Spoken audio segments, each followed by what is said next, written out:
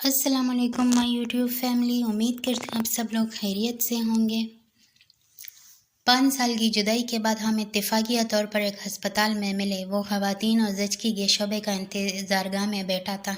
मैंने अपने नकाब के पीछे से उसे देखा और माजी की यादों में खो गई। वो वक्त याद आया जब वो मेरा रिश्ता लेने आया था। मेरी खुशी का कोई ठिकाना ना था क्योंकि मैं हमेशा उसकी इलेक्ट्रॉनिक्स की दुकान के सामने से गुजरती थी और मेरा दिल हर बार तेज़ धड़कने लगता था। मैं उसकी दीवानी थी और एक लम्हे के लिए भी उससे शादी की पेशकश को कबूल करने में हिचकिचाहट महसूस नहीं की। वो न सिर्फ खूबसूरत था बल्कि महल्ले की बेशतर लड़कियों का ख्वाब था। हमारी मंगनी 2 साल तक जारी रही। वो अक्सर मुझे कॉल करता और हम बात करते, या फिर वो मुझे व्हाट्सएप पर सूती पैगामात भेजता था। कभी कभार वो शिकायत करता कि मैं लिखना या पढ़ना नहीं जानती और हंसते हुए कहता, मेरी अनपढ़ महबूबा। उसे अंदाज़ा नहीं था कि उसका यह जुमला मुझे किस कदर शर्मिंदा करता था। मेरी सोचों को एक नर्स की आवाज़ ने तोड़ा। वो बोली, फ़ातिमा अल-बुरीकी, क्या आप अपनी शनाख्ती कार्ड दे सकती हैं? कुछ मालूमात रिकॉर्ड में नहीं हैं। मैंने उसे शनाख्ती कार्ड दी और आगे बढ़ गई, लेकिन उसने मुझे दोबारा देखा। शायद उसे वो लड़की याद आ गई जिसे उसने एक सुबह अपनी माँ के ज़रिए पैगाम भिजवाया था कि वह मुझसे शादी नहीं करना चाहता, बग़ैर किसी वजाहत के। और यही नहीं बल्कि कहा गया था कि वे मोहल्ला छोड़कर जा रहे हैं। उसने मेरा दिल बुरी तरह तोड़ दिया था। क्या उसका ज़मीर जाग गया था? क्या वो सोच रहा था कि शायद मैं वही लड़की हूँ जिससे वो माफ़ी मांगना चाहता है? ओह, वो मेरी तरफ बढ़ रहा है। अस्सलाम वालेकुम, क्या मैं आपके साथ बैठ सकता हूँ? मैंने सर हिलाया और वो बैठ गया। कुछ देर खामोशी के बाद बोला, फ़ातिमा, बराह करम मुझे माफ़ कर दो। मैं जानता हूँ कि मैंने तुम्हारे साथ बहुत गलत किया और मुझे एहसास है कि मेरी गलती नाकाबिल माफ़ी है, लेकिन ये निदामत मुझे हर रोज़ कत्ल करती है। मेरी आंखों में आंसू भर आए और मैं सिर्फ़ एक लफ्ज़ कह सकी, क्यों? वो लम्हों तक खामोश रहा और फिर धीरे से बोला, मुझे खुद भी कोई बहाना नहीं मिला। मैंने तंज़िया लहजे में कहा, क्योंकि मैं अनपढ़ हूँ, है ना? उसने अपना सर झुका लिया और कुछ ना कहा। मैंने मज़ीद कहा, माफ़ करना अज़मत की निशानी है। मैंने तुम्हें बहुत पहले माफ़ कर दिया था।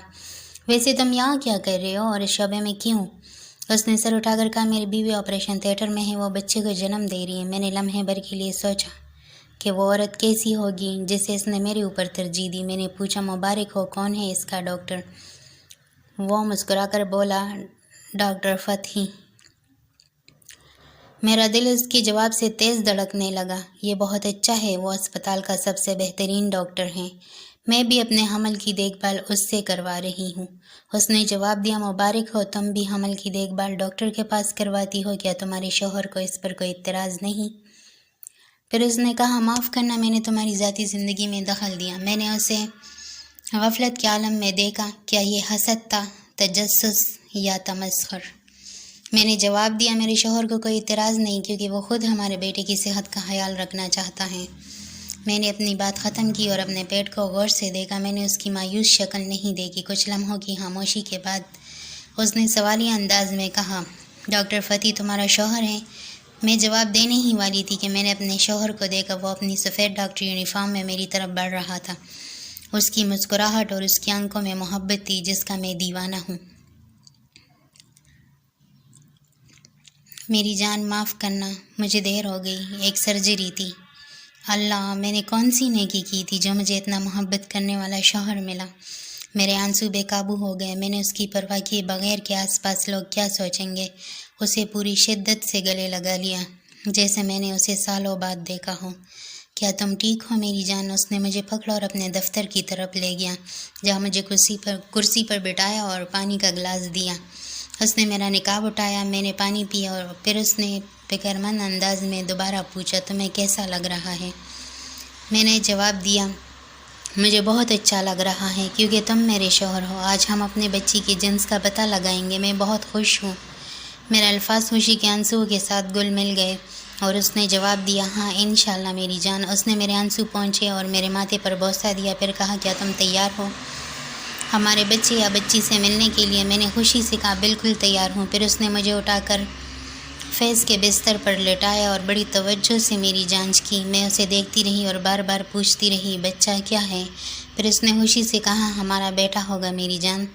میں نے اسے گلے لگا لیا اور خوشی کے آنسو میری گالوں پر بہہ رہے تھے۔ بیٹا تم جیسا ہوگا ٹھیک؟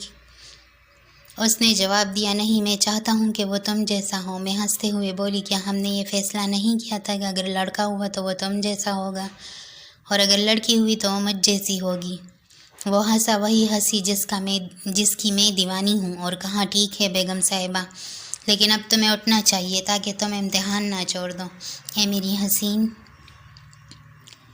میں ایک لمحے کے لیے گھبرا گئی جب مجھے امتحان یاد آئے۔ یہ تو بکلوریا کا امتحان تھا۔ فکر نہ کرو اور پریشان مت ہو، سب کچھ ٹھیک ہو جائے گا۔ میں نے سر ہلا دیا۔ کیا تم میرے ساتھ چلو گے؟ اس نے جواب دیا، یقیناً، میں اسکول کے سامنے تمہارا انتظار کروں گا جب تک تم اپنا امتحان ختم نہ کر لو۔ ہماری شادی کو 4 سال ہو چکے ہیں اور میں نے کبھی ہمارے درمیان تعلیم کا فرق محسوس نہیں کیا۔ وہ ہمیشہ محبت کرنے والا رہا، میں نے اس کے ساتھ کبھی کمی محسوس نہیں کی۔ وہ میرے لیے ایک بہترین شوہر ثابت ہوا اور میں نے بھی اسے بہترین بیوی بننے کی کوشش کی۔ اس کے ساتھ رہتے ہوئے میں نے اپنے تمام زخموں سے شفا پائی اور اسے اپنی زندگی میں خدا کی جانب سے ایک ایسا علاج مانا جس کے بعد کوئی تکلیف نہیں۔